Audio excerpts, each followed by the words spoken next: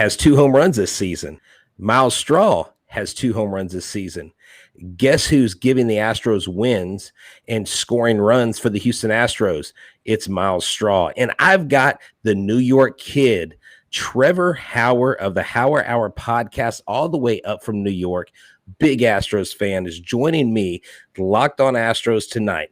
So get ready, because Locked on Astros starts right now.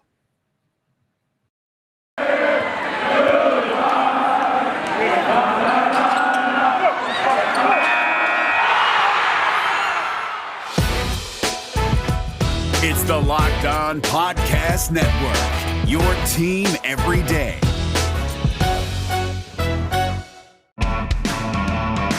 Hello and welcome to Locked On Astros, your daily Astros podcast. Here are your hosts, Eric the Man Heisman and Brett Htown Wheelhouse Chansey.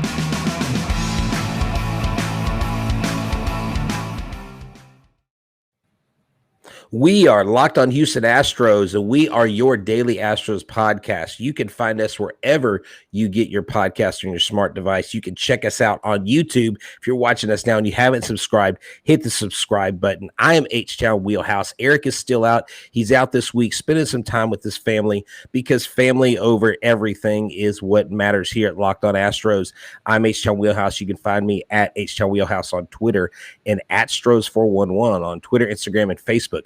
Always positive, always Stros. And before I introduce our guest this Sunday, 12 o'clock noon, Webster, NASA location, Hooters, we will be live broadcasting at noon.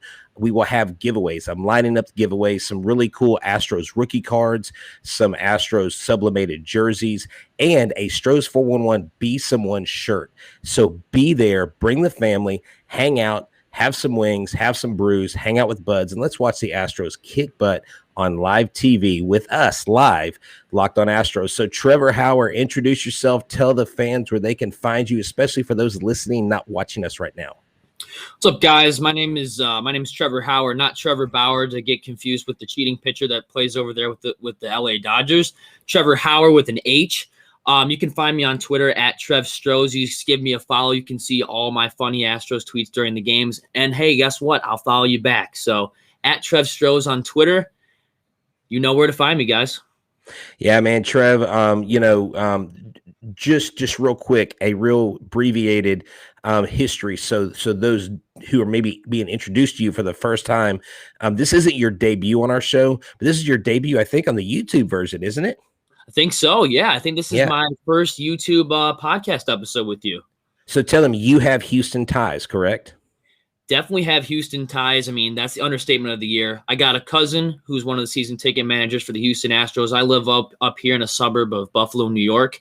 Obviously rocking the Buffalo Bandits lacrosse T-shirt with the Houston Astrodome cap. So, I went down to the Dodgers series. That was hostile territory at Minute Maid Park. Couple of great games there. And going down to the Yankee series with my brother. So all 3 of those games. So Houston ties for sure. Die-hard Astros fan. You can tell if you look at my Twitter account, you'll be like, man, this kid loves the Astros. And he's from Buffalo, New York. Like, that's so weird. Well, that's awesome. We've talked before, but my mother was actually born in Buffalo, New York. And that's of great. All things, she misses the snow. Go figure. I think she's been away from it too long. So here's the deal. Our episode tonight is brought to you by Locker Room. Download the app and join Eric and I this week, probably Friday or Saturday. I can't give you a definite because our schedules change with our families, but it will be every Friday or Saturday night. You can join us on Locker Room, basically get in on the action. Guys like Johnny Munoz, some of our regulars, Steve Harden, hang out. Trevor's even come and hung out with us. We are changing the way that we talk about sports, and it's actually called Green Room now. Spotify bought Locker Room, so it's called Spotify Green Room, so don't get confused by Green Room, Locker Room. It's all the same thing. It's interchangeable. So let's get into this game tonight. We have gotten accustomed to these high-scoring games, especially against teams like the White Sox, the White Stockings of the South Side, who we just demolished. And this offense is hitting just – I mean, they're just on fire. They are the top offense in just about every category. And tonight, Myles Straw, the Florida kid, the kid that came in with the most pressure, I think, of anybody on the season. Like, oh, hey, by the way, Springer's gone. You're playing center field. So you got it, kid. And you know what? He did have a rocky start at the beginning. He had some miscues on the base pass. He had some misreads on some fly balls. But, man, the catch he made tonight, the hits he had tonight, get this, Trevor, he is 8 for his last 15 at-bats, hitting .288 in June with an OBP of .362, 7 RBIs, and 3 doubles. Tonight he hit a home run that they had to review, and then he got an RBI double. He was 2/3 of the Astros offense. Now, when Myles Straw is 2/3 of your offense, when you boast hitters like Brantley, Correa, Alvarez, Altuve, all those are the likes, it's great to see someone like that step up. What do you think about Myles Straw? How impressed have you been with how he's taken on his role? Oh, man, I mean, you said it perfectly. I mean, struggling in the beginning of the season, getting caught stealing here and there, not getting enough oomph on his swing. But here's what we're seeing now. We see a dinger against the Texas Rangers at home in the Crawford boxes, which was great, long overdue, and a dinger tonight, which I thought was a no-doubter, and it ended up being a home run as it hit the first row of the seats. He's not getting caught stealing anymore. And I remember, if I recall, a show from last week, I think, you were saying if Myles Straw can just get up to 250, I'd be happy with that. He is at least at 250 right now. I don't know the exact numbers, but, man, he is turning his game around. And, I mean, George Springer, who right now? Two of them, they both had the same amount of homers. Straw making some great catches tonight. And this will go down as the Myles Straw game. Even though it's a 3-1 game, low-scoring game, one of those tough battles towards the end. Yeah, this will be forever known as the Myles Straw game in the middle of June against the Baltimore Orioles. So here's the thing. Paul's put me on blast. He said he's hearing the stuff that Brett is saying. Lance and Kent had. So here's the deal.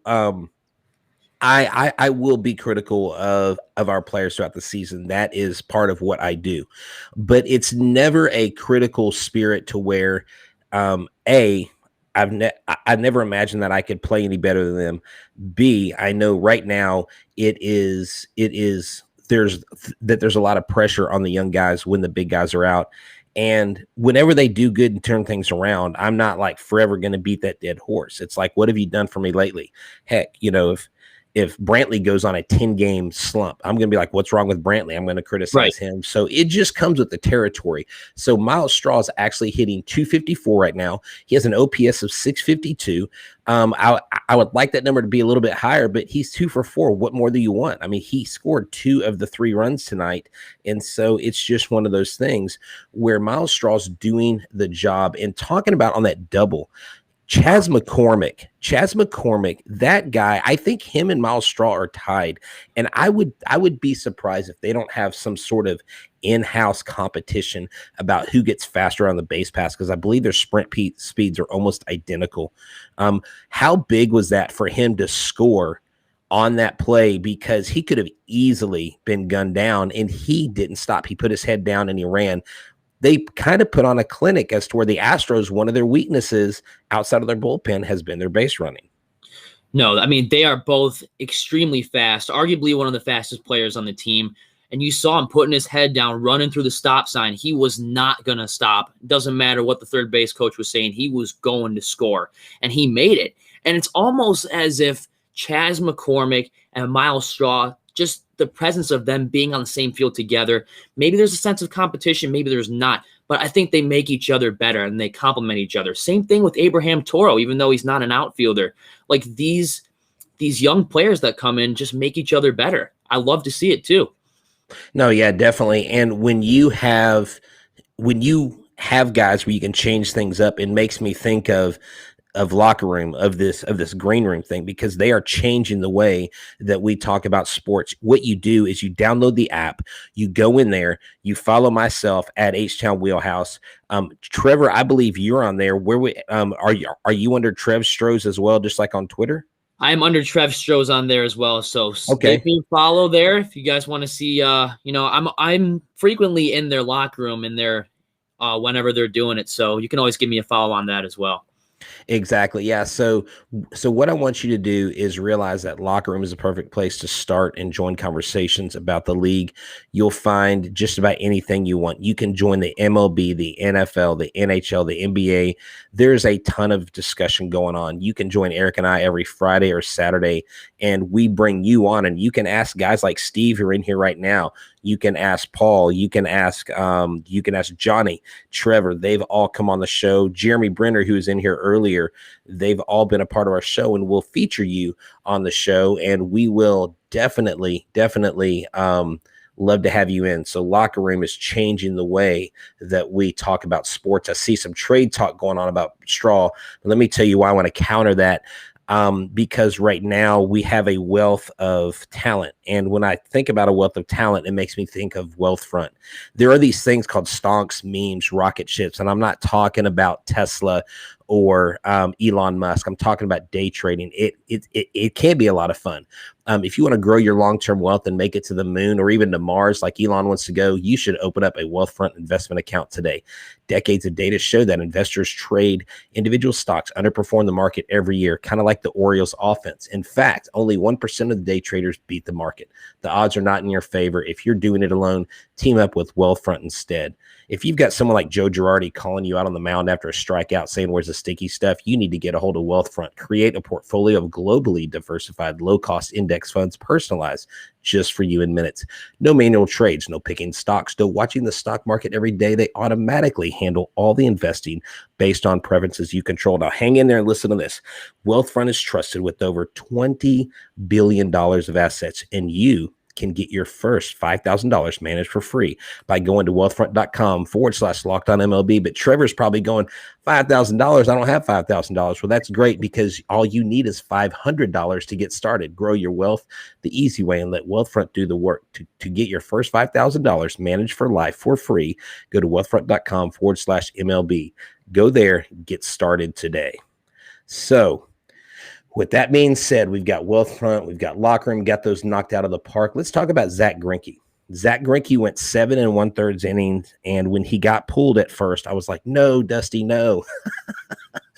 But he had a runner on first, and the hitter coming up was Anthony Santander, who was a switch hitter, who is a much better hitter at the plate from the left side. So they brought in Rayleigh to switch him to the right side. And what did Rayleigh do? Rayleigh came in, he struck him out. And Rayleigh then faced the last hitter of the inning, Cedric Mullins, and did what? Struck him out. Exactly. This bullpen, they're going on now, I believe it's almost 12 innings of scoreless baseball that they've thrown. And then I don't know if you noticed this, and let's kind of camp on this just for a couple minutes. As Greinke was walking off, they panned away from him, but he was taking his hat off and handing his glove to the umpires because they were doing the what, Trevor? Oh, I know what they were doing. They were doing the little sticky stuff check. Yeah. Greinke. Exactly. They will. Some more. That's what the MLB wants.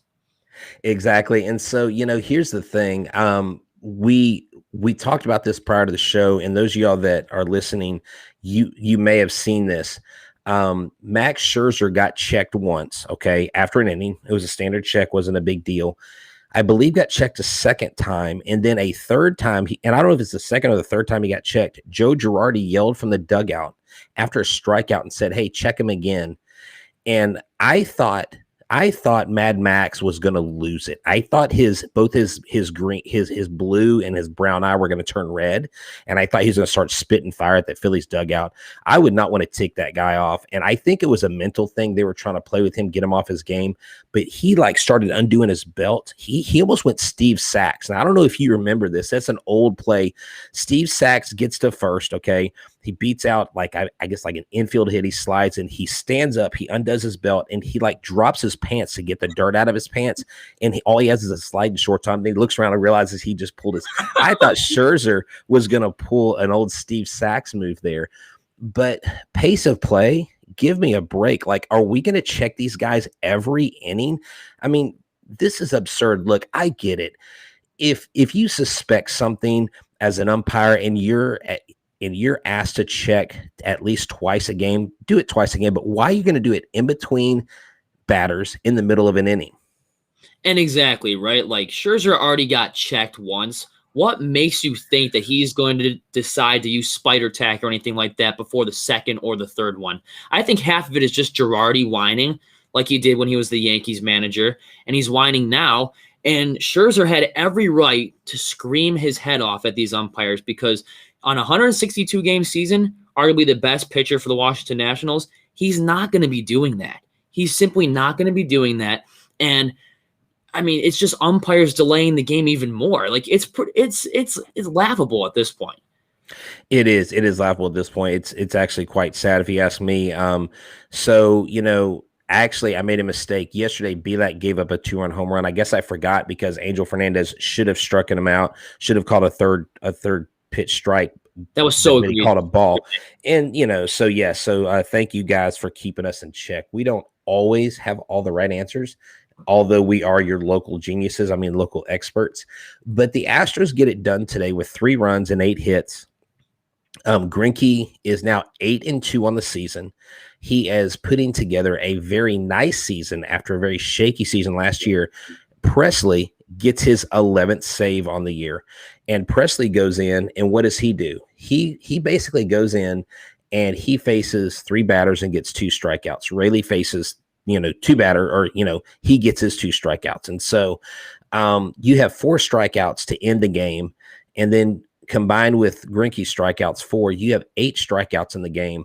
And we did leave some guys on base, but we did enough. When you've got guys in the lineup, I mean, hey, Robel Garcia even contributed in this game. He had a double. And so, I mean, when you got Garcia, Brantley, and Gurriel all had hits. Then you had McCormick had a hit, but Straw, Gurriel, and Brantley all had multi-hit games. These are the kind of games that the Astros weren't winning a month ago. Oh, no, definitely. These were the games where they would lose in the 8th inning or the 9th inning. And if you remember just a month ago, you gave those stats earlier about our bullpen, and excluding Brandon Bielak, of course. But just to be here after that Padres series to talk about how great the bullpen is playing, I'm ecstatic about that. And, I mean, these are the games that you have to win. Even though you're without Breggy and you're without Carlos, like, these are the games that you need to win. And guess what? It's another series victory. And even you don't even have to get the sweep. You just need to win the series. Those wins will start to add up. And, Ryan Presley getting his 11th save. We were worried so much last year, especially in August, about Roberto Osuna going out and Ryan Presley choking, giving up games last year. Well, guess what? He has proven himself that he is a solid closer now. And 11 saves, just not even halfway done with the season yet. Like, I want to see what else he's got in the tank. That's huge. And I wasn't sold on him, Trevor, to begin the year. I was not thrilled. And it wasn't because I didn't think, it was simply because I didn't think he could do it. And the reason why is because I thought his role was better as a setup guy, because when he did come in and close, there were some shaky things that I didn't like. And you know what? Presley took the ball, just like your consummate professional, your perennial all-star relief pitcher, and has done a phenomenal job. If he doesn't get a call to the all-star game, I think it will be absolutely criminal. And we have to keep winning, because the Oakland A's, of course, they're facing the Arlington Strangers, or the Rangers of South Oklahoma, and they beat the Rangers. So we basically stay a game apart from them. We stay among top of the AL West. And so the Astros, with this win today, I believe this is a 3-game series. Am I not mistaken? It is a 3-game series. And then we play 4 in Comerica Park against AJ Hinch. Okay, excellent. So that means we have won our 7th straight series. So we got 2 wins. And you know what? I don't want to go 2 out of 3 against Orioles. If we sweep the White Sox, we've got to sweep the Orioles. Am I right? Oh, that's only logical. I mean, and hopefully tomorrow you'll get Carlos Correa back. And if Abraham Toro continues to rake and Altuve continues to look good, and maybe even Kyle Tucker comes back tomorrow, we've been seeing a lot of that. There's no doubt in my mind that the Astros should be able to win that game tomorrow, go into the Detroit series and get some revenge on them. Exactly. So, hey, real quick, before I talk about my ultimate snack. I want to kind of show off my little Locked On Astros polo. Big Frog in Katy, Texas. This is a free plug. They printed these shirts for us for our live feed, and y'all come out to Hooters at noon. Webster, come see Eric and I. Meet us. We'll be broadcasting at noon during the game, hanging out, talking Astros, giving away stuff. But this polo right here, I've got an orange one just like it. They printed them for us, and I appreciate it. Ava and Chris Phillip out in Katy. So check out Big Frog Katy online and let them help you with your team's needs or whatever you need. But Built Bar, if you're hungry like me right now, like I would run and get a Built Bar, but I can't just leave Mr. Hauer hanging like that. And Eric go, why did you leave the camera? And he'd be like, oh, it's probably because you wanted a Built Bar. They're that good. But I'm a true professional, so I will take one for the team, as I will hold off on my white chocolate birthday cake flavored Built Bar. It is wrapped in 100% chocolate. And Trevor, I know you young bucks are all about health and like you eat your kale salad or whatever it is y'all do, your veggie burgers. Well, you know what? Even if you're on a keto diet, you can eat a Built Bar. It's phenomenal. 17 grams of protein, about 130 calories, 4 grams of sugar, and only 4 grams of net carbs. It's perfect for you. It's perfect for your girlfriend, whatever. And right now, if you go to builtbar.com, use the promo code LOCKED15, that's LOCKED15, and get 15% off your first order. Actually, if you order right now, you'll get 15% off, and Trevor will deliver them to your house by hand, right, Trevor? Personally, I will personally deliver them to your house. You are just on the hook for gas and airfare. So, yes, and Uber. Now here's the deal. We basically we have a lot to think about. How many Astros will make the All-Star game?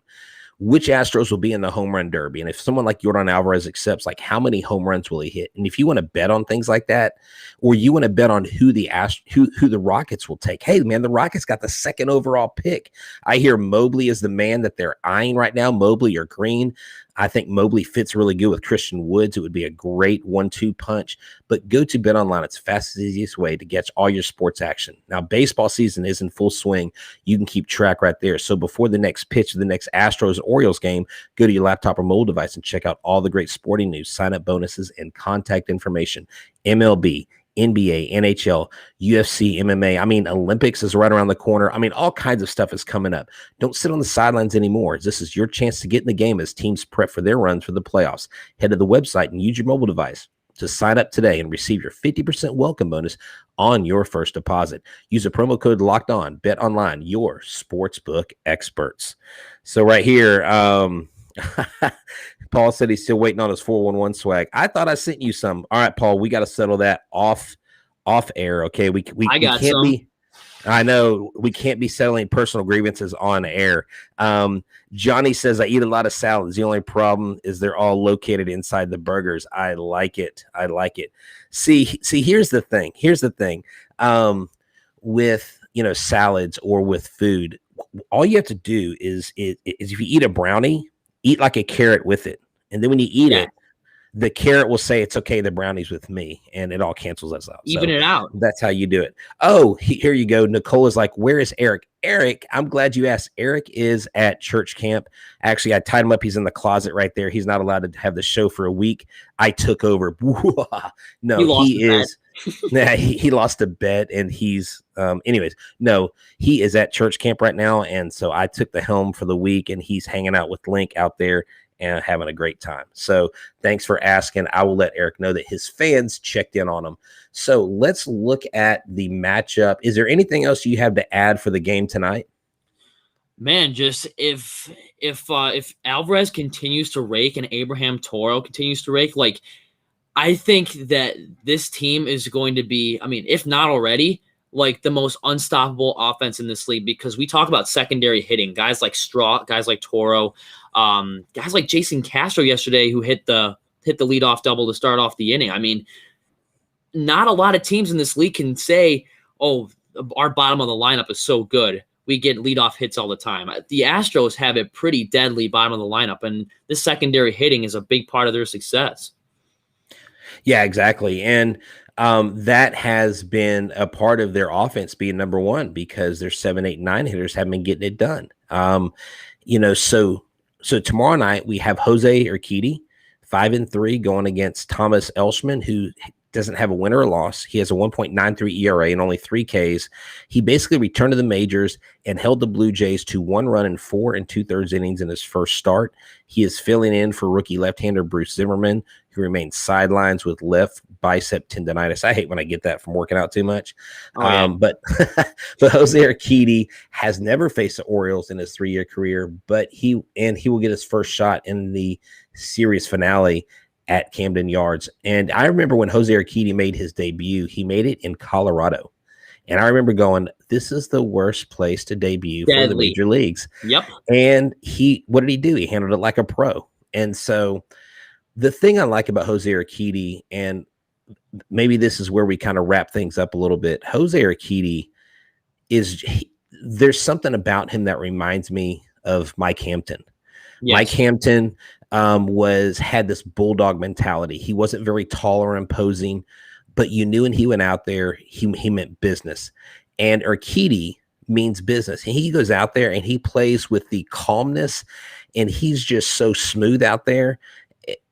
I mean, what else can you say other than this guy has really done a phenomenal job this year at 5-3 and 60 Ks? I mean, the term ice in the veins. Well, Jose Urquidy's got ice in the veins. He's clutch when he has to be. He's always calm. And, by the time the Astros go to the playoffs and when it's playoff season, Jose Urquidy, it could be Game 4 of the 2019 World Series, and he can strike out an entire side multiple times like he did in that Game 4. I mean, ice in the veins is my thing about Jose Urquidy. And not a lot of other fan bases are giving him as much credit as they should. Everyone looks at Jose Urquidy and goes, oh, he's 5-3. He's an average pitcher. But when he's on, man, it's hard to stop him. Jose Urquidy is a tough human being, a tough SOB to stop. There you go. Yeah, I like it. And he is our first, I believe he's our first Mexican-born starter for the Astros. I know we've had other Mexican-born players. Obviously, we had Osuna. We've had other guys in the past. But I mean, this kid hails from Mexico, which is huge for the Houston area. We have a large Hispanic population, and he just goes out there on the mound. I mean, everything from the music when he's warming up on the mound. He has music from his country playing, and it's just it's like you just get so pumped for him to go out there on the mound. And when you have a lineup like this, I think it's the perfect lineup, even for rookies when they make spot starts. And it will be interesting to see. Hopefully I'll get back to Constellation Field to interview some more Skeeters, but I wouldn't be surprised if we see Solomon come up at some point. Yes. If we see Hartman come up and make a spot start here or there, if they're trying to conserve innings, he's killing it down there.